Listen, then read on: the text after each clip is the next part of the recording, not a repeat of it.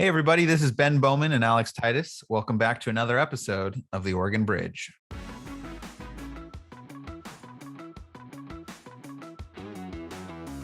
My purpose has always been local. There's so much that we can do as a local community. Portland has a great quality of life. Yes, we have our issues here, but Portland has done well to emerge from this pandemic, still with our core spirit intact. I am a queer, poor Black kid from the streets. That is literally the last type of person that you would expect to be in a position of power. And yet I've never allowed any obstacle to set me back.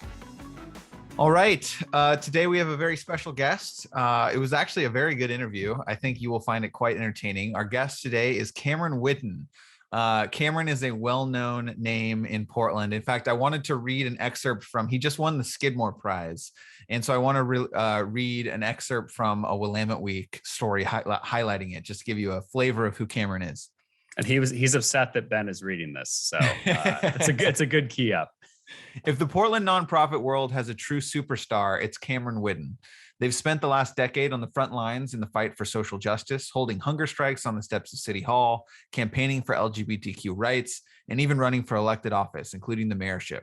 But they've made their greatest impact as the founder of Brown Hope, an organization dedicated to supporting Oregon's communities of color through a variety of programs and initiatives, most notably the Black Resilience Fund, which last year managed to distribute $2 million in financial assistance for Black Portlanders in need. So I think that does a good job of capturing Cameron's early days in Portland. He's lived in Portland for 13 years, and he started as an activist with Occupy Portland and ran for mayor. And then over the years, kind of got involved in other civic issues. He was also, you might know him from running for the Metro Council in 2020 and running a very strong campaign for that race. And then following that election, he kind of took over full time as the CEO of Brown Hope, which again, as we mentioned, millions of dollars in an annual operating budget. And went from all volunteer to 13 paid employees in just a year. So a really impressive effort that he's done there. But he's one of the most interesting people in Oregon politics, I think it's fair to say. Alex, what were your thoughts or takeaways from today's interview? Yeah, and it doesn't surprise me that people like him. And I would say he's unpolished. And by unpolished, I don't mean like he's not a legit person with a, like a good appearance and things like that. But like he just comes off as, he just basically says what he says because he believes it. And I think that is really appealing to a lot of people because as we joke on this podcast and we have a lot of politicians on it, like some people are clearly very polished with their one-liners that maybe even have been poll tested that they think are going to resonate really well with a specific audience. And I think that Cameron, I mean, if you listen to his podcast, it sounds like he totally throws that out the window too. Like he just doesn't really care about that. And I think that is, it's really appealing to a lot of people to just kind of have that like real personal touch and that, oh, this is an actual person I'm listening to who's trying to get my vote. It's not like a machine robot politician speaking. So I also thought that the Black Resilience Fund thing was really fascinating because, one thing about Cameron is he clearly just like drives into action. It's not like he kind of sits there and complains about the situation. Like it's, as a conservative, it's fascinating that he was basically able to raise $3 million plus for a community that he really cares about and not only distribute funds to help people like private funds, but also build a sense of community around it. So I think it's a really interesting project that he's engaging in. And I was glad we were able to have him on the pod. You'll have to look for where he pushes back on our questions a little bit at the beginning. And then by the end, when we ended the call, I told him, I was like, that sounded like poetry, the way that you delivered it. So a couple of highlights that you can look forward to. But thank you everybody for listening. If you're downloading this on the day it is live, then it is the day before Thanksgiving. So we at the podcast are very grateful for you and grateful to have your support week after week as we continue to grow in our downloads and listeners. So thanks for being part of this, and we hope you have a wonderful Thanksgiving, and we'll see you back here next week. Thanks, everyone. Enjoy the episode. All right, everyone. Cameron Whitten, welcome to the podcast. How are you doing today? Every day is a gift. Ben, Alek, thank you so much for having me here today. Well, I want to start with something that you told me you didn't want to talk about. Wow, I feel so welcome already on this thing. Well, in my defense, I think this is a very cool thing and interesting thing about you. But when I told you that I thought this would be something interesting to talk about, you're like, that's boring. Everybody asked me about that. So we're just going to get it out of the way at the front end and then dive into some other topics. But basically, there's been a lot written about you. People can Google Cameron Whitten and they're going to get a bunch of different articles, basically from the last 10 years in Portland. And the earlier articles basically are Cameron Whitten, the activist. You were gained national headlines for the hunger strike, for Occupy Portland. You ran for mayor at a time where I think even you would say you weren't a serious contender for mayor. How dare you? And then you fast forward to the end of that. I seriously contended for that seat. Thank you. Okay, fair. I already major controversy on the pod. 5 minutes Yeah. But then we get to the Don't end. make me bring 21-year-old Cameron up in this interview. This is about to get. I would love to talk to 21-year-old Cameron. But to my point, at the end, aren't you supposed to be like the face of the youth and saying give youth a chance and they're serious candidates for office? Dang, I just got triggered. Fast forwarding to the end of the 10 years, which is today, you ran a very viable race for Metro with some very impressive endorsements. You raised a bunch of money. You now run and you are the CEO, I believe, or executive director of a very large nonprofit with what? How many millions of dollars is your annual operating budget? I mean, last year was $3 million. So a very substantial organization. I think 13 paid employees. 14. You've hired someone since we last spoke. So my question to you is, can you describe for people who are interested in your story, what was that evolution? Like, what were the key moments, or do you even see it as a difference in who you were then versus who you are now? How do you think about the last 10 years of your life? 525,600 minutes. How do you measure 10 years in a life? Talk about love. Sorry. How long are we going to go with this? My name is Cameron Whitten, and I am a lot different than I was 10 years ago. And I guess the question for me feels a little bit like a non sequitur, because who didn't change in 10 years? Who didn't find a way to get their life together and be a little more focused about who they are and what they want to do? Who knows? Maybe I'm overreaching and thinking that people don't mature over 10 years, but I think most people do. And I found a way to take all of my passions and to find ways to be more sustainable in that work, and both sustainable with my impact, but also sustainable with my life. You know, it's not possible to starve yourself and camp out of City Hall for 10 years. Like, there was no way I could have done that as a strategy again and again. But I knew that I could make a lasting impact in this city. And I knew that meant that every year my strategy would be a little different. And so, you know, to a degree, I am not the person I was 10 years ago, but also to a degree, important degree, I am the same exact person I was 10 years ago. I believe everything that I've always stood for, whether that is justice, inclusion, representation, healing, and hope, and radical transformation, first and foremost, none of that's changed over 10 years. Yes, my hair is gone. Yes, I probably put on a couple more pounds since the hunger strike. I'm now a homeowner. You know, I went from being homeless 10 years ago to now being a homeowner. There are a lot of things that are different about my life, but I'd say the goalpost of my moral compass, it's never wavered. So Cameron, I have a question about that because I think something, and you didn't say it exactly, but it gets to an interesting topic, is you basically mentioned, you know, before, you're like, I was doing more radical activism, right? No matter sort of what you are on the political spectrum, like I think most people think that a hunger strike is like, wow, that's a really intense step to take, no matter what the issue is, that like you care about this so much, you will literally deprive yourself of food.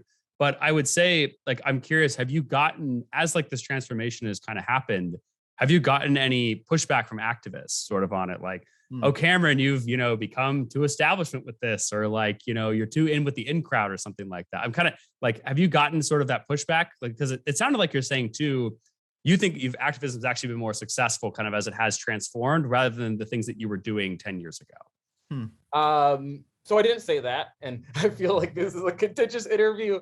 The hunger strike by itself, the Oregonian editorial board, in the middle of my hunger strike, wrote an op-ed and said that I was a gadfly, a sideshow, distraction, that all I wanted was attention and I wasn't committed to doing the real work, and that I was asking for three impossible things that would never, ever, ever, ever happen in Portland.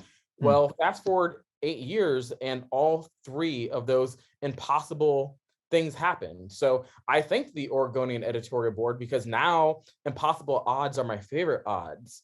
So anybody who wants to say, well, I was less effective back then, is clearly not paying attention. I would say that my tactics have changed because my needs have changed, and I am not as a young whippersnapper as I was before. I could not continue to sleep outside in the elements and not think about housing or thinking about my long-term sustainability. Like, I want to have a family someday. And I believe that this is the natural way of life. As young people, we find ways to take that youthful energy into doing something good. And as we get older, we intentionally make changes to still have that energy put into the right direction, but also focus on other things in life. So I'm just really lucky that I had really good hunches. I had really good intuitions, and I don't want to put it all towards luck, but I'm really proud to say that from a young age, from running for mayor to doing a hunger strike to doing a lot of other very unconventional in-your-face things, that those all paid off for some reason or another. So it's interesting that even though I now have a 10-year track record of delivering results in the community, there's still this implication that things that I did 10 years ago were wrong or off or ineffective. But all I can say is that I'm a 10-year testimonial that I've been effective since day one, and I'm only just getting started. I love that. And we're going to read in the intro the full excerpt from Willamette Week, but my favorite sentence is, if the Portland nonprofit world has a true superstar, it's Cameron Whitten. It's really funny. I just picked up my Skidmore Prize check just a week ago, and I was hanging out at the Willamette Week office, and I said, the very first time I ever was featured in the Willamette Week was during my hunger strike. And the Willamette Week was the one newspaper that refused to cover the hunger strike up until like day 30 or 50, I don't remember. And the article was titled Ratlandia. And the very first sentence said, Cameron Whitten is on day 35 of a hunger strike outside of City Hall. And then the rest of this 500-word article was all about rats in Terry Shrunk Plaza. What? That doesn't even make, I'm confused. What was the linkage there? They were accusing Occupy and my hunger strike of being the reason why there were more rats in the park. God. Yeah, well, we're not going to go there. 2011 was a wild time. So before I hand it back to Alex, when we were researching for this interview, I looked at your website, and you talked a little bit about mentorship and how mentorship has been important in your life and helped you. So I was curious if you would be willing to talk about like who's one or two of the most important in your political life mentors who helped you kind of understand the space, navigate. I think we probably both have our own answers for that, but for you, are there key mentors that you think have been like, I guess, impactful in how you've ended up where you've ended up? What website are you looking at? your Metro Council. Oh, let me look at this. Who wrote that? I love this red suit on here, by the way. It looks very nice. WhittonForOregon.com. I don't have it up. WhittonForOregon.com/meet Cameron. It's not easy to copy and paste either, because you've got like staggering images and paragraphs. For the past decade, Cameron has received the mentorship of trusted leaders, built deep connections to the community, honed skills as a policymaker, and been an outspoken leader when action was needed. It's a good line. So poetic. I actually wrote my whole website. Mentorship of trusted leaders. I would say what has been interesting about my journey is that I refuse the conventional wisdom of you need to pick one thing and be good at it. I didn't. I decided I want to do all the things. And I also sought wisdom from all of the people. I'm a universalist at heart, and I believe that there is truth and beauty and power in every connection, in every conversation, in every perspective, no matter how uncomfortable it made me. And so when I think about the mentorship that I received, it was like dunking my brain into a water or ocean of experiences. And so I wish that I could pinpoint it to one person, but I got involved in so many causes, went to so many community events.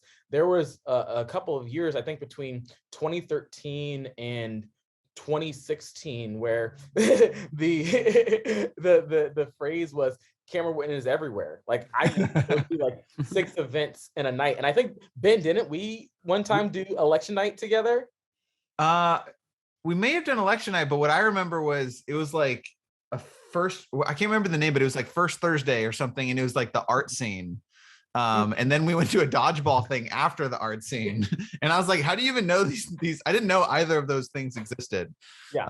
But yes, Cameron Whitten is everywhere was certainly, that'll be a chapter. We did an election night together where we did like 10 different parties. Was that you? I don't think that was me. Okay. I've done that. I used to go to like 15 to 20 election night parties on election nights. That I still actually, I miss doing that because that I would still do that to this day. But yeah, I found ways to learn anywhere I was. Love that. Yeah. Titus, over to you. So Cameron, you have to tell us because you're running for Metro. No, he ran for Metro. You ran for Metro. Been there, done that. You've been there, you've done that. Why run for that position in particular? And I'm actually specifically curious, and maybe it's happening, who knows? Why not run for mayor again? Because we have I would say a very unpopular mayor done a very poor job, which I don't know if anybody on this podcast, any of our listeners might not even disagree with that. But why did you spicy? Yeah, this is kind of like my toned down version of spicy. But yeah, just kind of curious before we dive a little bit more into the issues, like why that position? What drew you to it? Thank you, Alex. It's a great question. So my purpose has always been local. There's so much that we can do as a local community, even as our nation and as our world is in gridlock and the national discourse is just being infected with this unending vitriol that is getting us almost nowhere. Really great work is happening at the local level. And our issues that we deal with as a community are increasingly regional. They're not just city or county or neighborhood.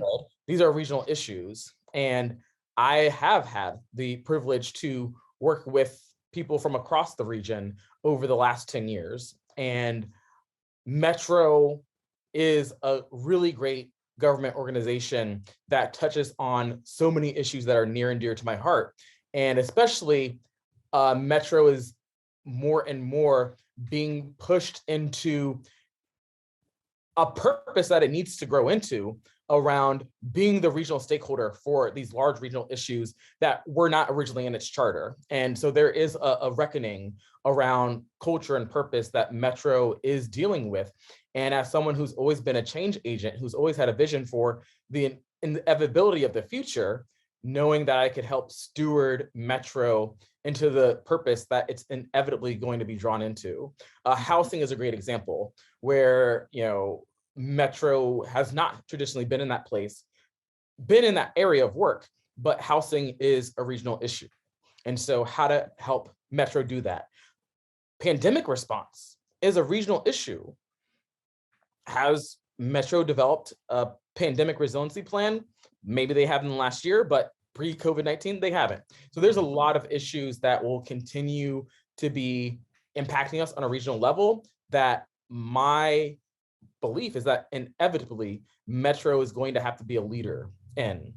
But also, let's be very clear, Metro is an organization that's been our government that's been around for a couple of decades, and it has not represented the people who live in the districts. And, my work, my life has been in North and Northeast Portland pretty much since I have been in Portland.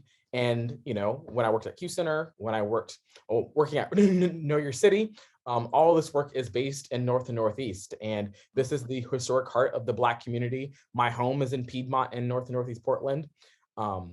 I know that Metro has been complicit in a lot of racial injustices. And my belief is that there needs to be someone with lived experience and also that professional experience who can help make a path forward for healing and reconciliation. And so that was the campaign that I ran. I ran a campaign as someone who you do not typically see with elected official title in front of their heads, in front of their names. I am a queer, poor Black kid from the streets. That is literally the last type of person that you would expect to be in a position of power. And yet I've never allowed any obstacle to set me back. I've taken every obstacle as an opportunity and as a springboard, both for myself, but to also bring the community along. That's all I have to promise. There's nothing else that I really need to say as a political candidate. I let my track record, I let my vision, I let my story speak for itself. And so I'm really proud of the campaign that we ran. The Metro campaign was unconventional from day one. We unfortunately lost a city commissioner with the city of Portland, Nick Fish. He died of cancer in the middle of his term. And the Metro councilor for District 5, where I live, decided to run for city council. And so, and again, that just happened in January of 2020. Wow. And so that meant that there were just 4 months for any candidate to put their name on the ballot and run. And so I was actually one of 5 candidates. So apparently there were 5 of us who had the ridiculous idea to stop everything they were doing with their lives and run for office. And I was really proud of the campaign that we ran. We were not the first one to announce, but we were close second, I think. And I started the campaign with the most endorsements. Mm-hmm. I do believe for the primary, we had the most individual donations, but of course, we weren't getting $10,000 checks like some other people who got it from big companies or gave it to themselves. Who's better here? and I think people have to remember too, like this was the COVID campaign. So I imagine you would have been out knocking doors, going to community events. This is how Cameron and I were running at the same time.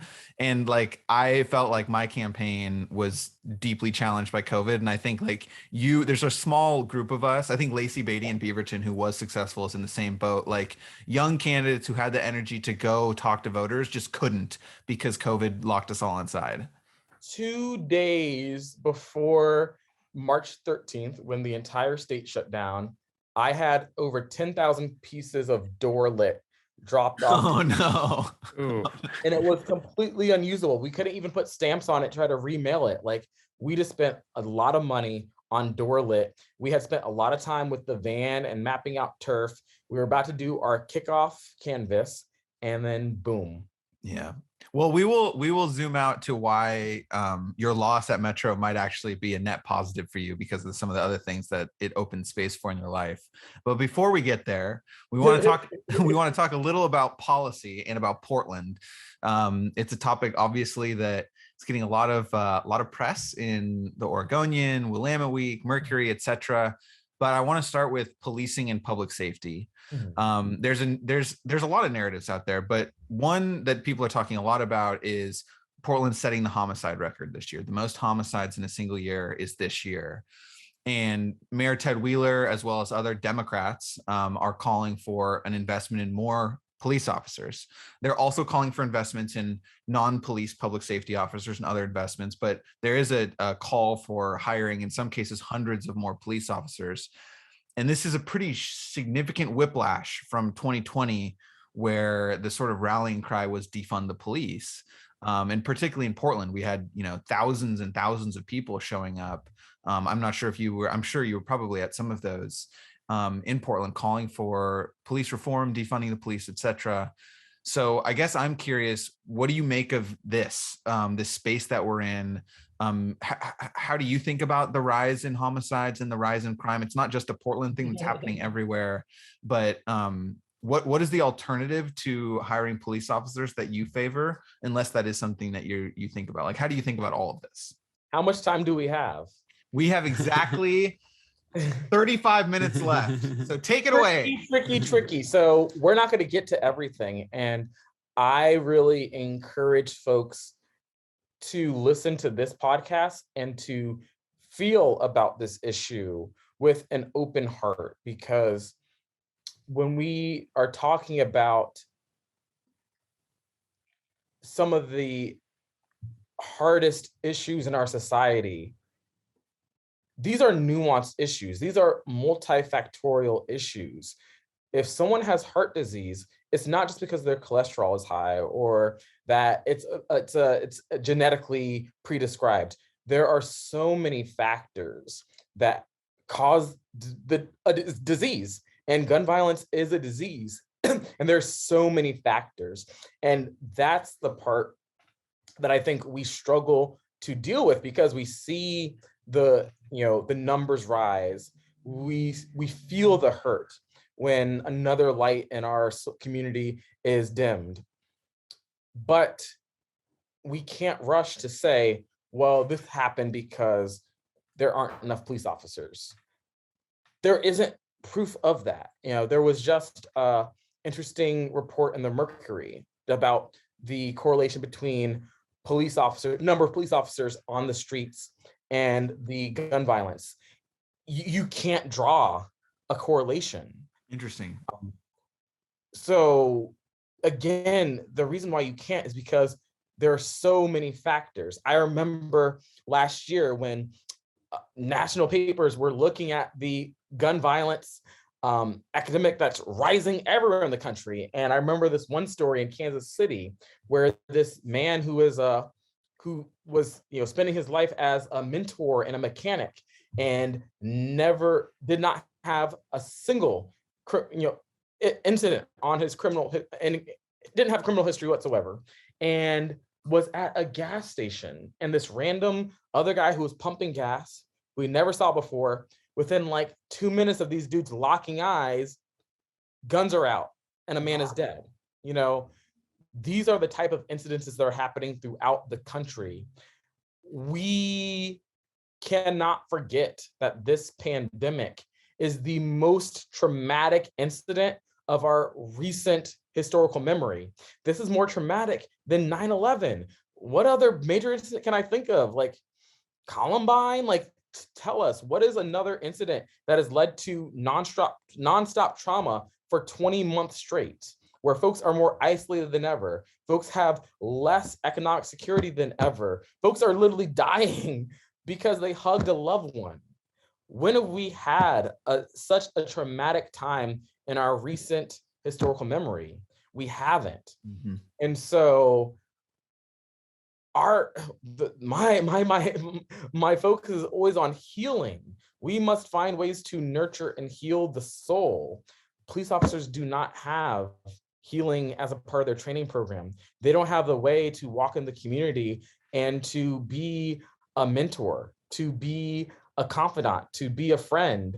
Not to say that, hey, if we're dealing with acute issues and we know that this issue is increasing right now, police is always going to be a short-term solution that is never going to actually eradicate gun violence. We know that other countries do not deal with the violence that we deal with, and it's not just related to gun control. We know that, or gun safety, as we like to say. Our communities deal with rampant institutional inequities that continue to drive people to desperate means. And other countries, in addition to gun safety policies, they also have created safety rails so that people are not driven to the most extreme desperations. So these issues are multifactorial.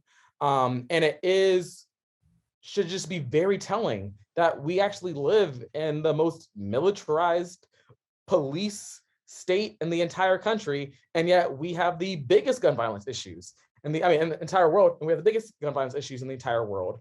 And I just wish that folks could like slow down, especially our mayor and our city council, and to be thinking really holistically. I am not going to be one to say, here's what we need to do for the next 6 months, and this is the only right answer. But it does feel like right now, folks are really, really trying to find a lot of hope in short-term solutions and not giving ourselves permission to see the nuance and to really be setting the framework for healing that will ultimately be the lasting impact.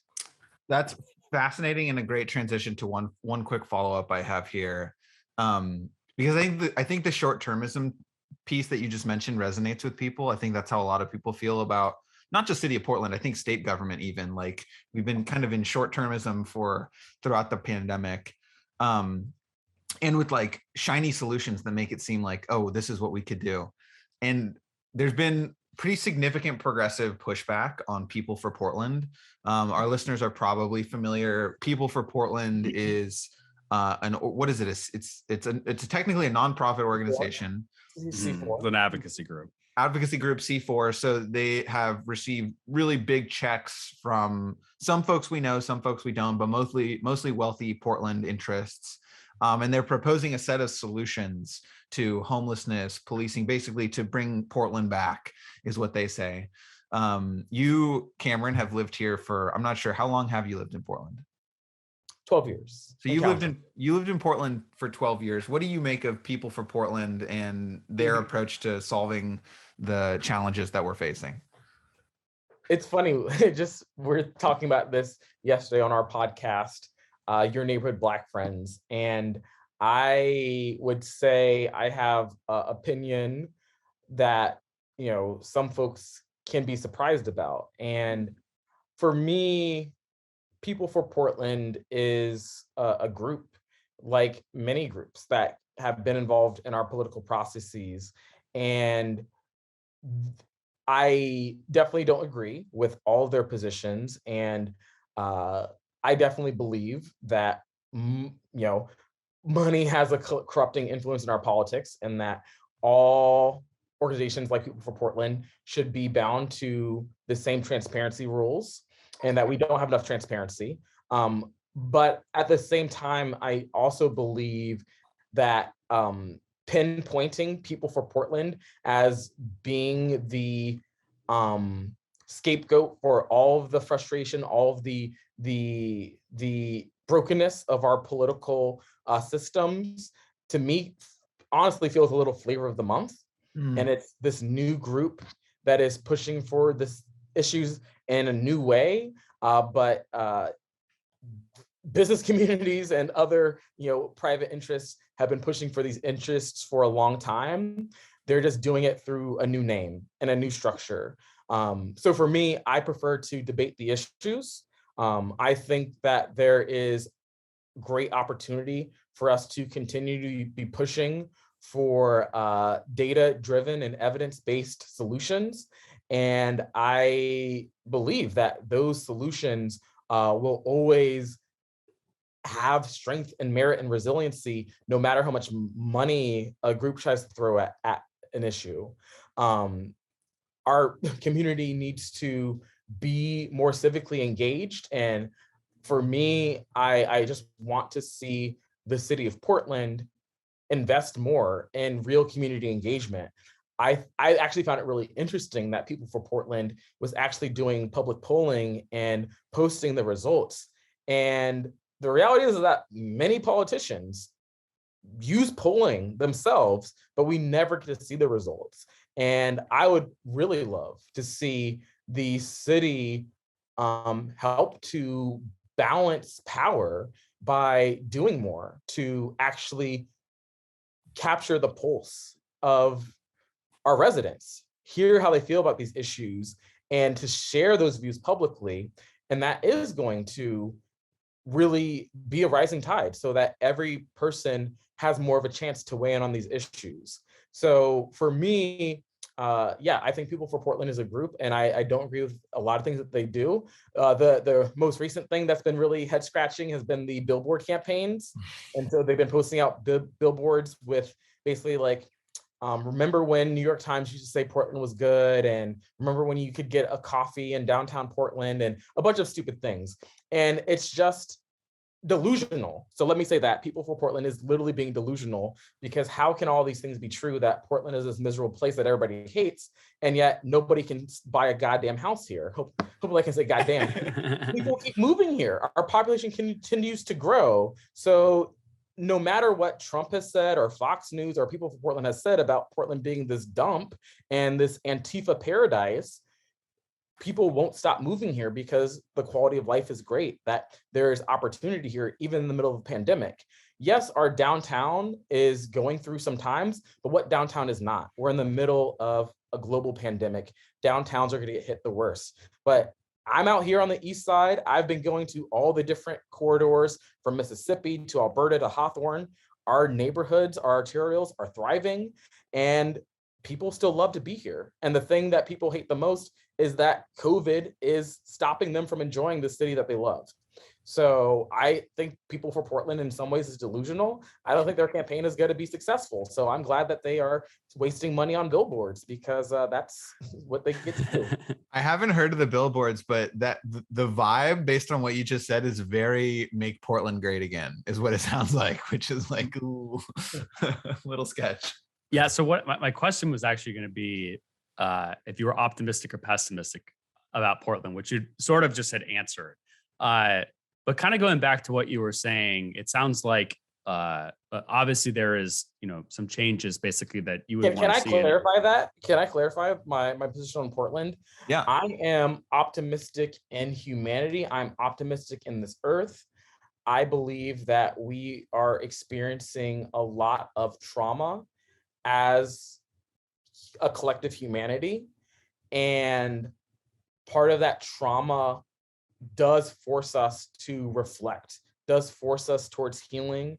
I do believe that we have an moral arc of the universe that's bending towards justice. And I believe that moral arc also goes through Portland. And in the last year, we might have seen the quote unquote worst of Portland, but we also saw the best of Portland. Portland captured the national and international imagination when it came to racial justice, being the whitest major city of our size. And yet here we are together, all races, taking up space in ways that have never happened before, and aligning that space that we've taken with real concrete action, that we've seen historic policies passed in the matter of months.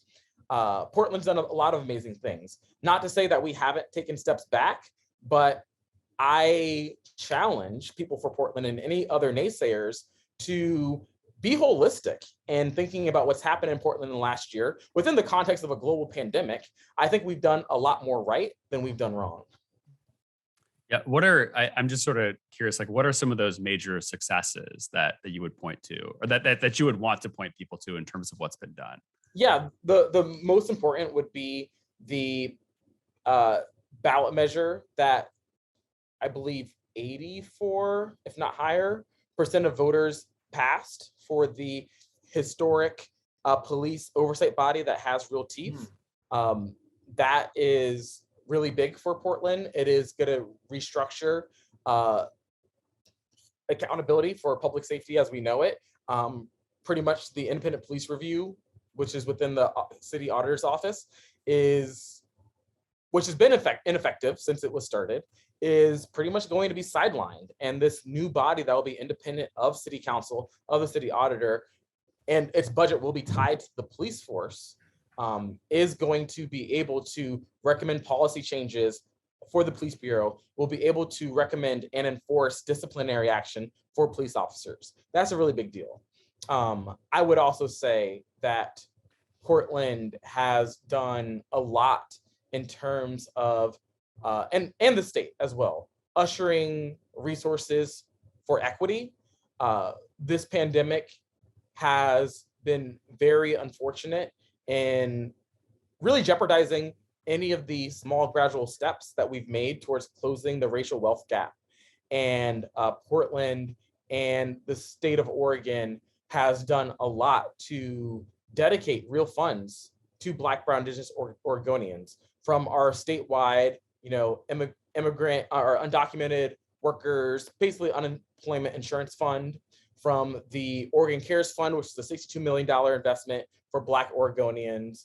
On the local level, a lot of different initiatives, from our Black Resilience Fund at Brown Hope, which raised $3 million and counting for Black Portlanders across the region, and other groups like Equitable Giving Circle, which was literally just founded last year and has raised, I believe, up to $2 million so far to serve Black, Brown, Indigenous Portlanders as well. A lot of different initiatives that have come out of the groundworks that really just have legs to do lasting work.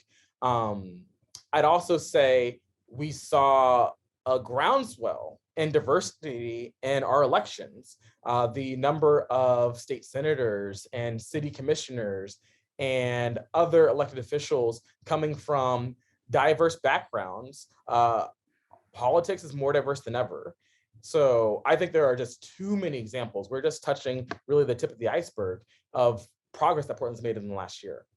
That's a really strong counter narrative that I feel like doesn't break through at the national level, which is interesting.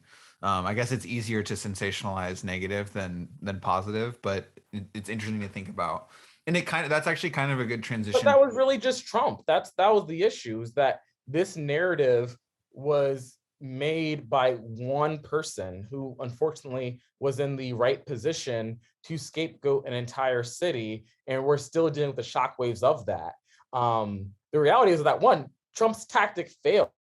So then I wish that people from Portland realize that they're jumping on the bandwagon of a tactic that literally failed, because it is not true. Even when people want to rant or whatever, guess what? Tell somebody to go move to California or go move to New York, go move whatever. If they hate Portland that much, they ain't gonna do it. Because no matter how frustrated they are, Portland has a great quality of life. Yes, we have our issues here, but Portland has done well during this pandemic to try to show our best selves and to emerge from this pandemic still with our core spirit intact. And I do believe that. And I guess an interesting question too is like it's interesting that people for Portland would use, I haven't seen the billboard, but something the New York Times used to report, like, I wonder why, like, does the city's reputation actually, how much does the city's reputation matter? Like, I guess it matters maybe for economic development purposes, but if you're living here in Portland and your quality of life is good, you enjoy your job, you've got good schools, but Trump and or the New York Times and or Fox News and or whatever national institution is saying, wow, Portland is in shambles. I guess I don't know that would be a compelling message for Portlanders, that like, oh, we need to save the reputation. But that is neither here nor there for this next question, which is it's about reparations, because it's an issue that you have spoken out on, got a lot of press on. I watched the Straight Talk interview where you and Senator Frederick were speaking about this, and you used the framing of, I think, truth, reconciliation, and healing is how you framed the issue of reparations. And we're talking about reparations specifically for the descendants of slaves in the United States. So I'm wondering if you've thought about what reparations might look like in terms of like a framework. Like, does this have to be a national issue? Is this something that Oregon could do at a state level? Are we talking about money? Are we talking about other sort of compensation with housing or college degree? Like, how do you think about the issue of reparations? Or are you mostly, I think you were speaking out on HR 40, which is mostly like, let's have the conversation. Let's stop not talking about it. But I'm curious what you're thinking, how far your thinking has gone on reparations in terms of a framework. Well, Ben, you love asking easy questions. We really only have an hour for. It's true. It's a talent. Talk about reparations for days, and what I will first say, reparations, which really, if the word was drilled down to just one word as a definition, it means healing. That is what reparations means. So I will say, my brain, my thinking, logically, I understand why reparations is a controversial issue in my brain.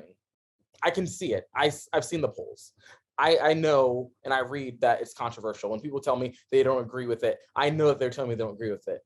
But in my heart, in the moral compass of my soul, I don't understand the controversy of reparations. And I will never, on a moral basis, understand why healing is controversial. We live in a country with a really rocky history. That is a fact. Yeah. No matter how much we want to ignore it or not admit it, it is there. We're like an alcoholic who doesn't want to admit they have a problem. That is it. We're dealing with 200 years of an addiction to injustice and trauma that we would rather be sick than to admit it. And, you know, this hurts us, but this is hurting every generation that's coming after us. So when I think of reparations, I don't think of it as like some penalty to somebody that someone's got to be punished. For me, it is an investment of love, healing, and hope for our future generations. I believe that we can and that we must have a future some tomorrow where our youth are at school and they're like, wait, what? There was slavery? And oh, what? They went 200 years with all these issues with like housing inequities and mass incarceration and police killing, you know, people of different skin colors. That happened in this country? How? I want that to be a reality. Right now that it's not. And because we refuse to actually commit to healing. And so reparations means healing. And it can manifest in any way. But what HR 40, which has been introduced, I believe, since 1979 or oh wow, yeah, it's been around for a while. Okay. It is to establish a commission for our federal government to actually be able to research the issue, to actually put a number behind what the vile institution of slavery cost the descendants of enslaved Black people. We just want facts. We want the facts. We can measure how much labor, how much life was stolen from enslaved Black people, and how all of the other institutions that came after slavery continue to increase a reverse in social mobility. So we're talking about Jim Crow laws. We're talking about any redlining, policies that did predatory lending, talking about mass incarceration, war on drugs, all of these things that unfairly targeted Black people. And yes, all these things happened because of slavery. It's not like you just waved this magic anti-slavery wand and all the slaves were free and then they were all equal to their landowners. And yet people somehow believe that. You know what actually happened after slavery was over? One, Black folks didn't get guano. I don't know if I can cuss. They didn't get guano. And then we had Manifest Destiny, where a bunch of the white plantation owners who lost the slaves were actually able to move out west and get free land and mess up the West. So even after we got freed, we didn't get anything. And the folks who lost their property, they still got more property. And now we're at a time where this country got to where it is because Black folks toiled on the land, and yet we own what, less than 1% of rural land in the country? This is real. This is real, y'all. So we need healing, and we need to be able to actually examine it with facts to know what was lost and what we can do to get to the future. And so I believe that we don't need to wait for the federal government to do something for reparations. Every community has its own legacy. Oregon, which we like to think of ourselves a little absolved because we didn't have slavery in Oregon, but we didn't have Black people either.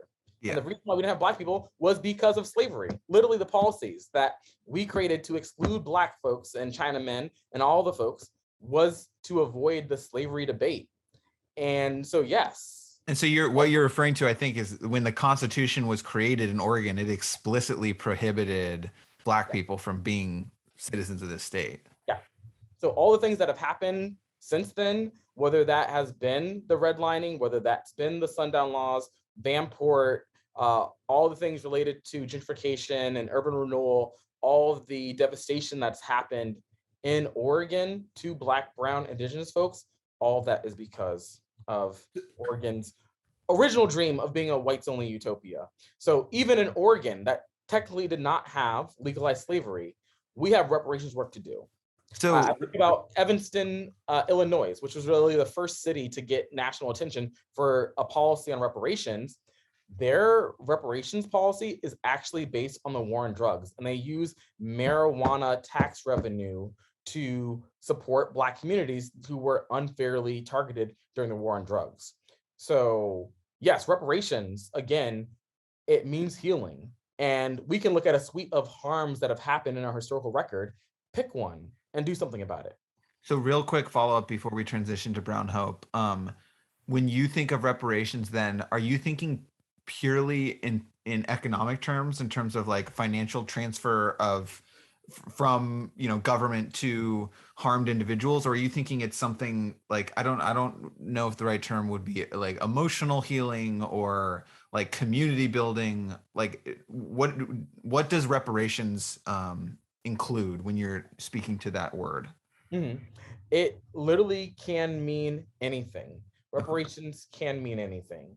And we've seen that happen where universities who benefited from slave ownership have done scholarships. We've seen, for example, let me think of another example. There have been banks who've done reparations work as well. There have been like Evanston, Illinois, their reparation program is based off of creating long-term sustainable housing for Black folks. So reparations can take multiple forms. Thinking about South Africa, that had the Truth and Reconciliation Commission, that form of reparations included so much in terms of dialogue, in terms of public testifying, in terms of real accountability that wasn't just a financial transaction. But that being said, despite reparations having the ability to exist in multiple forms, we cannot ignore the fact that we're talking about this because Black people were treated as property, and as property were used to build profit. And that profit has been channeled into creating these vehicles of extreme wealth inequality in our country. And in order to reverse course, we're going to need to do something about that. And I don't believe that reparations means that we're going to find random people, white people on the street, and pick them up by the ankles and shake them. So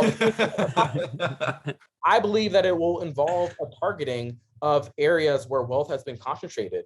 And I believe by us being able to distribute that toxic concentration of wealth will actually rise all boats, including those of poor white folks. So I do believe that if we were able to allow ourselves to examine reparations without getting so defensive, because that's the immediate thing. I didn't own slaves. We know that, dummy. Why are you talking about what we already know? You think we brought you here because we thought that you owned a slave in your basement? Get out of here. Well, but at the same time, like one of the things that struck me in the KGW piece is Senator Frederick has a picture of him with his grandfather who actually was a slave. Like people think this is like so long ago. They're like, oh my God. It's like, no, this was actually not that many generations ago. Like the harm would be passed along many, many generations, let alone from grandfather to grandchild. I mean, like, come on. Anyway, I appreciate your comments there. And I think that was very thoughtful and well-spoken. Titus, I'll hand to you for the last category. Yeah. And so Cameron, obviously, that issue has clearly stalled in Congress for a very long time. I want to talk about some of your activism, which is, I would say, clearly making waves, but also actually having change, right? Things are actually happening. So thank you, Alek. Can we talk a little bit about Brown Hope? And I was actually reading the NPR article about it. And one of the things I thought was most interesting was it didn't seem like you had sort of like a grand strategy for this organization. You just posted on Facebook and were like, hey, we have funds, will you consider donating funds for people who need help? And then clearly it turned into a fairly large organization. I think that you said last year your budget was in the millions of dollars, which is very impressive for a small nonprofit organization, owning a business and working mostly with nonprofits. I know that's not an easy feat. So congratulations on all the success you've been able to have with that. But could you kind of what was the idea behind it? And then what are you all doing right now? Yeah. So are you talking about Black Resilience Fund? Yeah, Black Resilience Fund. And then also just kind of maybe we'll talk about it in Cameron world as a whole in terms of the different buckets that you're kind of working in. Yeah, so Black Resilience Fund was launched last year after the murder of George Floyd. And I remember at the time, my first reaction to George Floyd's murder was to be jaded. This was not the first time that I had ever heard the words, "I can't breathe." Eric Gardner, 2014. This was not the first time that we saw a Black man's life slowly taken right before our very eyes. We just saw that with Ahmaud Arbery, literally just months prior. There was nothing new whatsoever to me about this moment. And I, having been a Black Lives Matter activist since Black Lives Matter was a term, had no reason to believe that this moment would be any different. But it was. And I could see that pretty quickly within the first week. And I was just getting inundated, flooded with text messages and phone calls and emails from, white allies, asking me if I was okay, asking me if I needed anything. And I actually started trying to Google to see if there was a Medium article saying, check in on your Black friends that I didn't know. Y'all, damn, they be killing us all the time and nobody ever calls. So I almost turned my phone off, but I realized I was privileged enough, with a house. Technically, I quit my job, so I was jobless, but still okay. I did not need any immediate support, but I knew plenty of Black folks who did, and these are Black folks who did not have the luxury of having so many well-intentioned white friends. So I went to Facebook and I said, hey, if you have anything to spare, I know Black folks who are in need, reach out to me. I'll send you my Venmo, my Cash App, whatever, and I'll make it happen. And, fortunately, I've done this work intentionally for a very long time, and folks knew to trust me. And within that first day, we raised $11,000, which is something I never would have expected. That's wild. And the next day, I was like, okay, well, I know people are going to find out I have this money, and it's going to run out. So, you know what? I definitely don't want to keep doing this where I'm just sending all these text messages all the time. It felt like I was on the stock exchange because all I'm doing is getting text and sitting text, wants and needs. But the exception is, unlike the New York Stock Exchange, I actually help people. And so I was like, so I got to do something different. I know Alex is loving this right now. Alex is like, oh, no. Take that, capitalism. Boom. Punch. And I just make a GoFundMe. And again, this isn't like I had some strategic retreat and was, doing focus groups to come up with the name. I was like, okay, it's a fund. It's for Black people, so it's a Black fund. And what's the outcome? Resilience. Boom. Put it out there. 55,000 the first day. The next day, so over 155. The day after that, even more. I never would have imagined how far we came. I remember on the 28th day, the day that we raised that $1 million, I called my mom and I was crying, which I'm a crybaby, so newsflash, that's not a big deal. But she answered, and again, my mom and we don't have the best relationship, but I love her. And she, more than anyone else in this world, knows what I've gone through. And I call her and I'm crying. And she's like, what's wrong? I said, nothing's wrong. She's like, why are you crying? And I said, I've spent the last 30 years of my life struggling, toiling, and always clawing to do something good for myself and do something better for this community. And I just raised $1 million in 28 days. And it was the easiest thing I had ever done in my entire life. I kid you not. Wow. I can't even find housing in 28 days, y'all. I can't pay my taxes in 28 days. I don't know. I can't think of many things that I can do in 28 days. And yet, with the help of this community, raised $1 million in 28 days to support Black folks here. And we did it in a way so that every person could feel seen and be a part of the healing. And so we gave out micro grants of $300 because we wanted to support as many Black folks as possible. We didn't want there to be a competition for resources. We saw people, helping their booty calls sign up to get the money. One of my favorite stories. Wow. One of my favorite stories was this older gentleman who did not know how to download Zoom on his computer, and he went to Facebook asking for help. And one of his friends who got funded through Black Resilience Fund actually went over to his house and they did the interview together.